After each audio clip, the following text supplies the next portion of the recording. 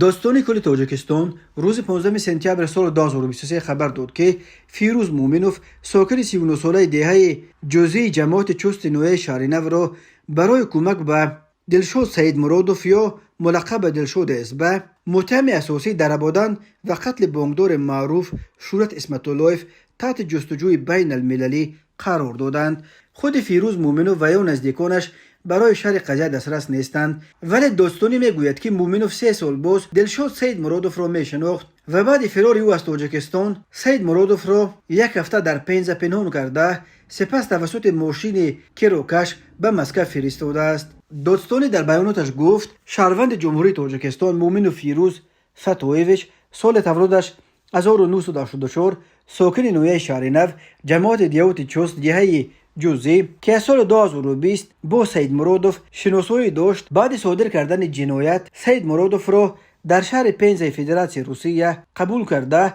تا 1 یولی سال روان برای پنهان شدن او مساعدت نموده است. پس از این مومنوف کردارهای جنایتی خود را ادامه داده دیده و دانسته که سید مرادوف در جستجوی بین المللی قرار دارد با مقصد در دیگر منطقه فدراسیون روسیه پنهان نمودن او را از شهر پنزه توسط واسطه نقلیات کیرویکش به شهر مسکو گسیل کرده است. بنابراین از جانب پروکراتور ژنرال جمهوری تاجیکستان نسبت مومنوف پرونده جنایتی آغاز گردیده جستجوی بین المللی او اعلام کرده شده است. داستانی کل تاجیکستان هم زمان تصدیق کرد که هر نفری که به پروکراتور ژنرال جمهوری تاجیکستان و دیگر مقامات حفظ حقوق وابسته به بود و باش جنایتکار اطلاع میدهد با مکافات پولی قدردانی کرده می شود. داستانی کل تاجیکستان را هم تصدیق کرد که اخیراً در یک ملاقات با رهبران جمعیت‌های تاجیکان روسیه به آنها عکس‌های دلشاد سید مرادوف را نشان داده برای جستجوی او از مهاجران تاجیک کمک خواستند. یادآور می‌شویم که شورت اسمت‌اللهیف را